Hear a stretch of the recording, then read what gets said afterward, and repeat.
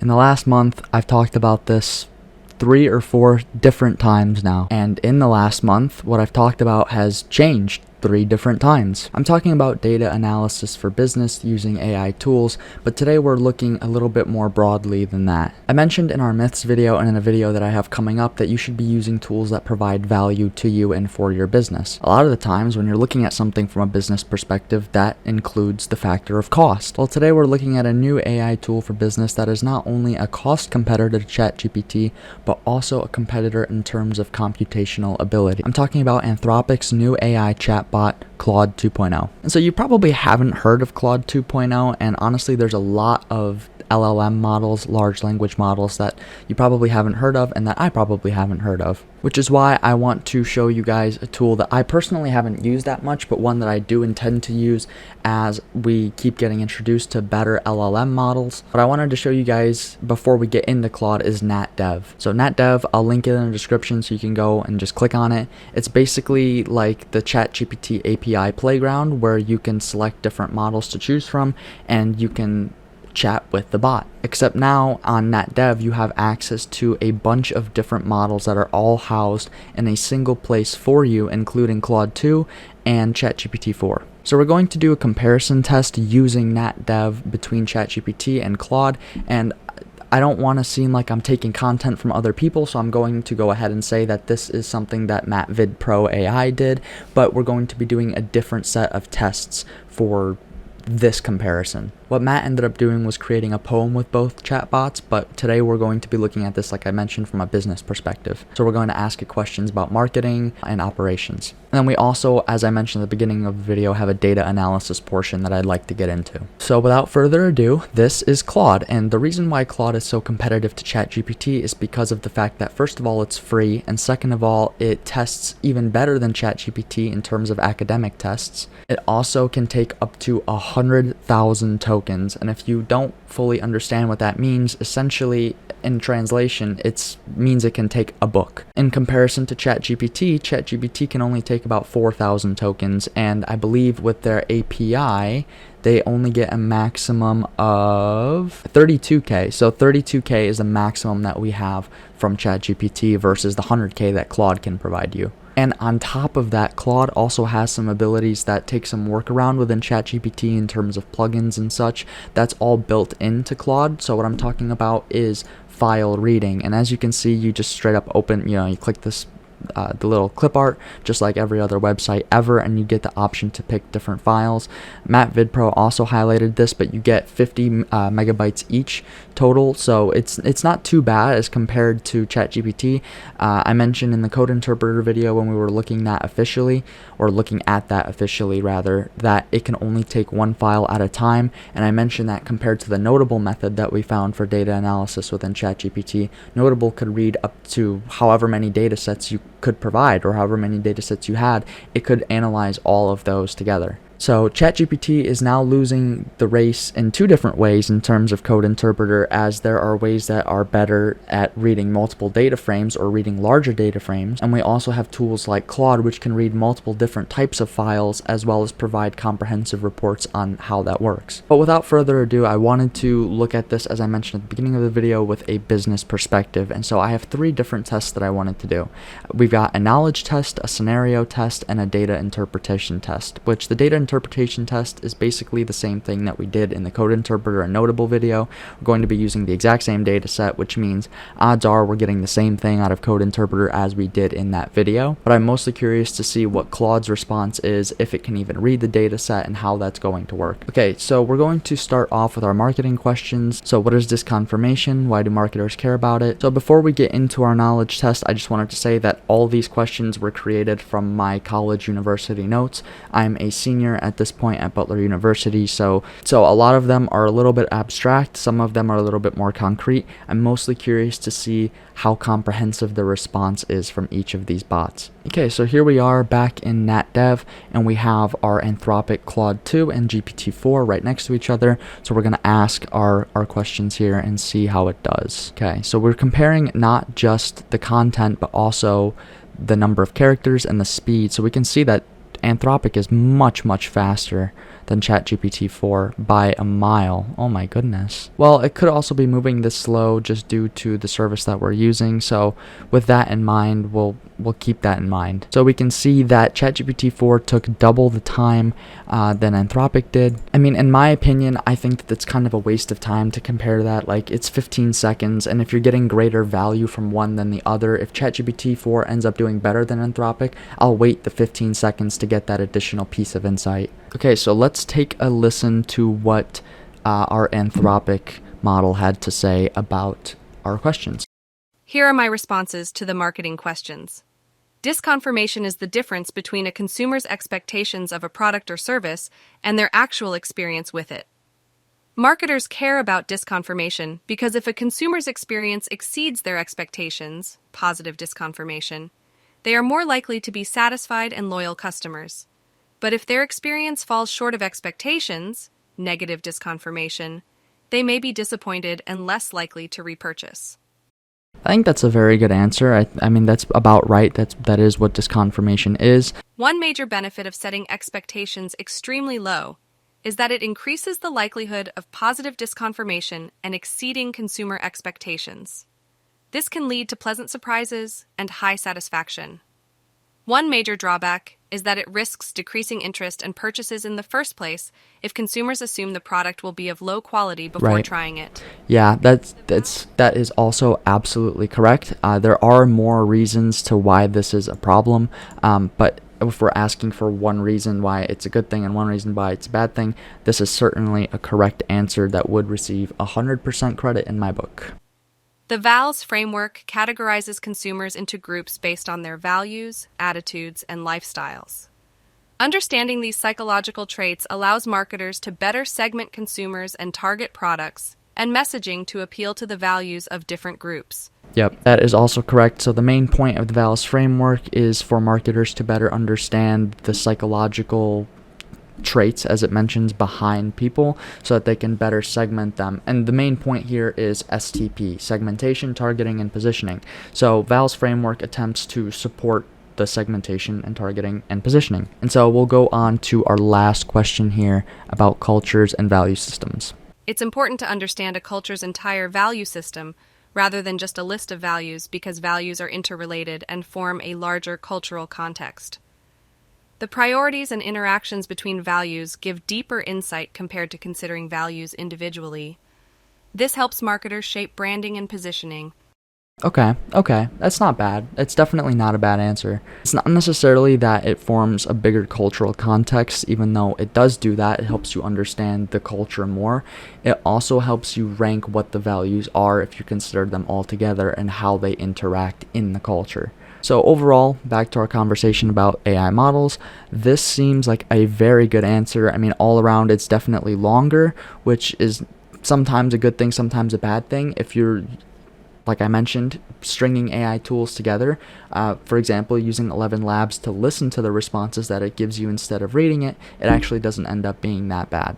I'm sorry, I was kind of wrong. They're actually pretty similar in terms of length, but speed, especially given that they're very similar in terms of length, Anthropic is almost 50% quicker, so pretty impressive stuff. Now let's take a look at ChatGPT 4's answers. We're not going to be reading all of them again just because that can take so long. So ChatGPT 4 also had the whole idea of there being a difference between the customer's expectations and the actual experience, which is what disconfirmation is, and that's what Anthropic had said as well, or Claude rather. For our second question, it also said that it will lead to positive disconfirmation and customer satisfaction, as well as saying that it may deter the person from trying the product in this first place, which is kind of interesting because they are written very similarly. For example, in the first place, and it also says in the first place here. So it makes me really curious to see how much Claude takes from ChatGPT, if at all, or like what training data Claude is based off of. Oh, it looks like ChatGPT 4 was cut off here actually, so Claude worked within the characters that it was given. That's weird. Why did it just stop? Well, okay, so ChatGPT 4 didn't even complete what it was trying to say, so Claude is our clear winner here. In terms of content though, they did say pretty much the same thing. I would argue that maybe here it could have been improved. I think what I like about ChatGPT 4's response about vols versus Claude's is the fact that it actually described what it is. I knew what that is, but sometimes I ask ChatGPT things that I don't know, and it would be nice for it to tell me that, because sometimes when it's all spelled out, you have a better understanding of what you're talking about. It does answer the question of telling us what vols does, but I would say that Claude probably does a better idea of summarizing it in terms for business. It provides an explanation in terms of value, not in terms of information like ChatGPT 4 does. Let's take a look at operations management and see how they compare here. So the first question we have is a fill in the blank. The only sustainable competitive advantage in business is speed. What does it mean when someone discusses their business competitive dimension? What is DFMA, and what are some ingredients for project success from an operations management perspective? Okay, so we see that Claude is much quicker at, slowing down a little bit here. 105 is the final characters per second. At 14 seconds, ChatGPT is still writing over here. It didn't finish again. That is weird. Okay, this one it's not necessarily correct, but it's also not wrong. In a lot of ways, when we talk about the biggest competitive advantage in business being speed, that does in large part mean speed in all aspects. In aspects like innovation, in terms of innovation within models, services, processes, or products, like the AI says. It also means speed in execution, speed in communication, speed in basically everything. So this is not necessarily a wrong answer, even though it's not the answer that I was looking for. This one is also correct. It says in the answer to what is business competitive dimension, it states that it is basically referring to the key areas in which someone's business competes in a specific industry. This I really like. It also goes into describing what those dimensions could possibly be, like price, quality, selection, convenience, or service. And this I don't necessarily agree with. It's kind of right, but it's not entirely true. You can have two products within the same space that compete within different competitive dimensions. You can have one that is a quality leader and one that is a cost leader. For example, I'm sure that if someone were to release a high quality GPU for a lower cost, they'd be competing in a cost dimension, or price dimension rather. But then there's companies like Nvidia and AMD who compete kind of in price just because there's no other competition, but also in quality, service, and convenience. Okay, moving on to DFMA, we actually have Anthropic stating what it means this time instead of like it did for the vols where it just said what it was. It mentions that DFMA stands for Design for Manufacturing and Assembly, which is correct. And yes, this process does intend to simplify and optimize manufacturing. It's essentially taking a screw out where you can to save costs. Like it says, the goal is to reduce costs and make production easier while maintaining quality. This is a fantastic answer.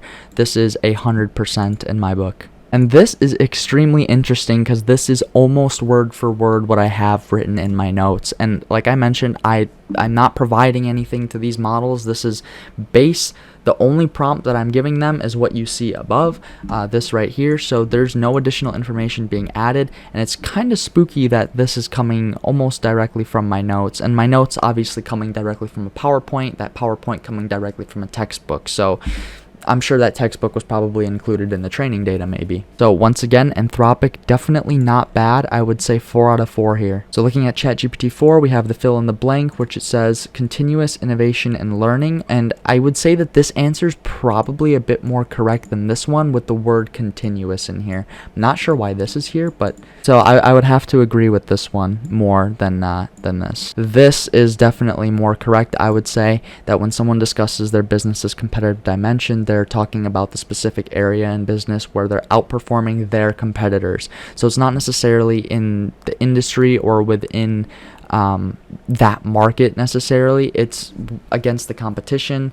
It's directed at the competition specifically, even though your competitive dimension could also reach to a market or industry. It typically is around B2B. Again, with DFMA, it also writes out what it is. I also would prefer this answer over Claude, I believe. I think Claude has a little bit more of a conversational tone to it, which I kind of like. But also with ChatGPT, it feels more professional, like it knows what it's talking about. It feels like an expert. I don't know. And maybe it's just because I'm on the ChatGPT bandwagon train, but I don't feel the same energy from Claude here. And we don't get our full answer here, but we have three different ones: clear objectives, strong leadership, and resource availability, which is also some stuff that we have over here. So again, in terms of content of responses, they're very similar, but also the way that the response is said is important. The amount that is provided in its response, the content within it, all those things are important to consider when you're choosing which LLM you want to use. But it's certainly no doubt that Anthropic Claude and ChatGPT are very similar, and Claude being a free open source, well, not open source, but being a free competitor is definitely a huge deal, and one that you should be considering for your business practice if you don't feel like paying the $20 per month. But also what you're missing out on is the potential to get the newest and latest tools from OpenAI. Alright, so I would like to move on to our hypothetical scenario. And so what we've got going on here is essentially we're trying to test the base knowledge and logic of both of these models against each other. So I mentioned in the myths video how important prompting is, and the fact that the more context about the situation or the environment that you give the AI, the better the result is that you're going to receive. And so that's absolutely true, but for this particular situation, we're not going to provide any great prompting. We're just going to say that you're a decision maker, and here's the situation. What are your options? What's your choice? So here's the entire hypothetical scenario. You are a decision maker at a manufacturing company that has been using the same production machinery and technology for several years. The industry that you are in is in decline, and profits are starting to be reduced in large part due to inefficient operations. There are additional factors that are contributing to the industry's decline that are out of your control. Market reports suggest 15 years before your area of work becomes entirely irrelevant. Recently, a new technology emerged that promises to significantly increase production efficiency, but requires a substantial upfront investment. The company must decide whether to invest in this new technology, which could potentially boost productivity and long-term profits, but could also lead to issues such as technical problems, a need for employee training, and a period of reduced productivity during the transition, or to continue with the current systems, which are reliable and well understood, but may not be as efficient or competitive in the long run. Okay, so taking this to the playground. Okay, so again, Anthropic Claude is much quicker, and it's finished at 1265. And then ChatGPT going absolutely bonkers here at 1419, and again, it seems like it had more to say. Okay, so looking at Claude first, we've got three different options. Obviously, the two obvious ones being either to invest in the new technology or to continue with the current systems, but it also provides a hybrid approach, which makes sense. Then it also provides two additional pieces of information here. It does not walk us through its decision-making process or how it was able to come up with these ideas. It doesn't really support with any facts or anything like that, but once again, we didn't necessarily give it the context to do so. So it only gave us on the ChatGPT 4 side the two options of either investing in the new technology or continuing with the current systems. So it sees it as only those two options, so it's limiting itself to the prompt. But here, however, we are provided a decision-making process. And this is all really good stuff to consider: evaluating the risks, the time frame, given that it's 15 years, evaluating the return on investment, the financial health of the company, whether they can afford it or not. So I would say here ChatGPT 4 is probably our winner. Again, though, this is one specific situation, and it really depends on what you're trying to do. So far, what we've seen concretely is that Claude 2 is very comparable to ChatGPT 4. It's much quicker, and it has a much more conversational tone as compared to ChatGPT 4. Okay, now I wanted to take a little look further and see how these two models compare in terms of reading files. We know that Code Interpreter is very good at reading data sets and data frames, which is something we're going to do after this. Right now, I want to test PDFs. So in our Code Interpreter video, we saw that ChatGPT was able to create PDFs. So what I'm going to do is ask it to create a summary. Basically, we're doing it in reverse. I'm going to ask it to create a summary of this business plan. Okay, so I'm asking it to create a summary of the findings from the document and to create a summary highlighting what the document is.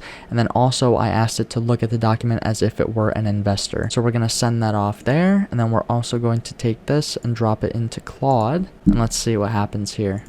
So ChatGPT is still reading the document, and Claude is already, wow, it has already read the document. Okay, so Claude did a fantastic job at reading this document. And so the document that I provided, just for context, this is the business plan. It's one that I've been working on. It's for my own personal business, so I'm not going to stop and let you browse. But here's what we're working with. So it's a 22-page document. Not all of it is filled out. It's very scattered, comments everywhere.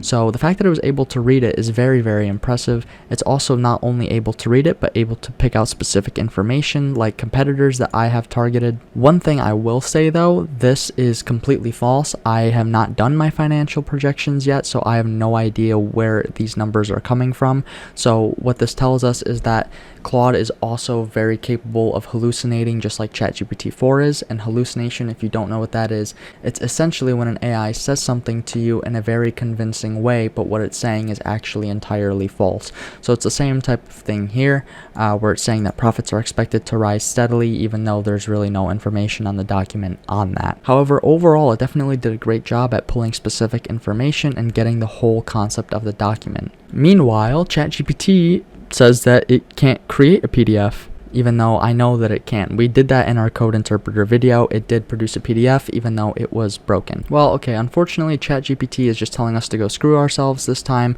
But if you haven't seen my code interpreter video, definitely go take a look at that, because in that video, we were able to successfully get a PDF document out of code interpreter. That's something that it should be able to do. I'm not sure why it can't.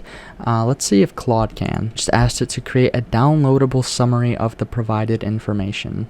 Okay, well, it seems like it was able to provide a summary, but it didn't actually provide it in a PDF. It seems like it did, or it thinks that it did, rather. That is interesting. Well, either way, it was still able to create a summary. It was able to read the document and create a summary much quicker than ChatGPT even could not. Alright, and then last but not least, we have our sample CSV that we used in the code interpreter video and the notable video. And then we also have the same text that I provided it for context. So let's see what it says. Okay, so looking at this information, it's definitely different than what we got from ChatGPT when it looked at this. ChatGPT definitely looked at this from a more data analysis perspective, while Claude seems to be looking at it from like a general layman's perspective. So if someone were to just throw the business expense or the CSV document, this one right here, into your face and ask you to look at it, I mean, you might do some basic mathematical analysis and calculate all these and add them up, which is exactly what Claude seems to have done. Now, the numbers that I'm seeing here are definitely different than what I noticed in ChatGPT, but reading through them, they're not necessarily wrong. It seems like Claude has approached this analysis in a much different way than ChatGPT has. ChatGPT is able to visualize the information. Well, actually, we haven't tested it for Claude. Let's see if Claude can create graphs to show this information. Okay, so it seems interesting. Links provided by Claude may not always be valid or up to date, but we do have links. Let's see what these give us. Okay, this doesn't exist. Yeah, so none of these seem to exist. Weird. So it seems like Claude has some capabilities or some knowledge that it thinks it has but can't execute on. Perhaps that's something that they're working on in the background, given that this is a beta. So perhaps that could be something that they're trying to also outrun ChatGPT on, but we just don't have access to something like that yet. So ChatGPT, definitely for data analysis, I would say continue to work with Code Interpreter or Notable. In terms of general analysis and general conversation about data, maybe Claude might not be such a bad way to go. At the end of the day, what we can learn from Claude and what we should be thinking about when looking at this tool is not necessarily how much better it is than ChatGPT, but the fact that it has certain capabilities that ChatGPT hasn't perfected yet, let's say. For example, evidently Claude can read files and PDFs much better than ChatGPT can. ChatGPT half the time can't even load them, let alone figure out what's in them. But, however, when we're talking data analysis specifically and looking at large files, ChatGPT is a clear winner, and that's not even if you're talking just code interpreter. You could be talking about the notable method that we looked at, which still works inside of ChatGPT. Ultimately, what we should be considering is the fact that there are value in other tools like Claude. It's a matter of meshing these tools together and figuring out how you can move the output from one into the other. For example, we tried to take Claude's output and create a PDF file of it inside Code Interpreter. Unfortunately, that didn't work, but we know that it is possible, and it's only a matter of time before Claude itself gets this capability, or before ChatGPT has it perfected, or some other tool creates it. The point is, we're on the right track, and sooner or later we are going to have a tool that is more comprehensive than Claude, than ChatGPT, or some other tool out there right now. We are slowly getting to a point where these tools are able to do much more than just talk to you. They are able to actively act on things that you say or things that it believes. And this is something that's definitely super scary, but right now we shouldn't be too concerned about that, as this is something that's still well in the future. Not in the far future, but still in the future. Ultimately, I think Claude is really cool. I think it has a lot of capability. I mean, we only looked at it a little bit today. There's a lot more that can be done with it, I think. But even just what we looked at, there are still some clear differences between Claude and ChatGPT. If a big factor for you is price, I would 100% consider Claude. But once again, you're missing out on the possibility of getting new tools from OpenAI or the resources that ChatGPT has outside of the platform. Again, you have to consider the reach that ChatGPT has. I mentioned in a video that I have coming up that a lot of tools are based on ChatGPT, so changes that happen in there largely impact a lot of other tools that are based on it. And we found today that there are a lot of similarities in terms of training data between Claude and ChatGPT. I don't know how all that works on the back end, but there's clearly some similarity given the fact that they were able to write the same thing numerous times. So I hope you guys found this interesting. I'm sorry that it turned out so long, but I tried to keep it as engaging as possible. I really wanted to look at this comprehensively and provide you guys a greater value than just ChatGPT, because I knew that there had to be something out there, and I've been hearing about LLMs that have been performing or outperforming ChatGPT. And this is one that I wanted to look at with you guys because I felt it had a lot of application for business. But yeah, that's it, and I'm not sure what the next video I'll be posting is. I would like for it to be our Navigating AI Tools video, the third video in our AI course, but if that's not the case, it will likely be something else that I'm trying to stay on top of to keep you guys informed. So thank you very much for watching. Once again, I hope you guys enjoyed, and I will see you next time.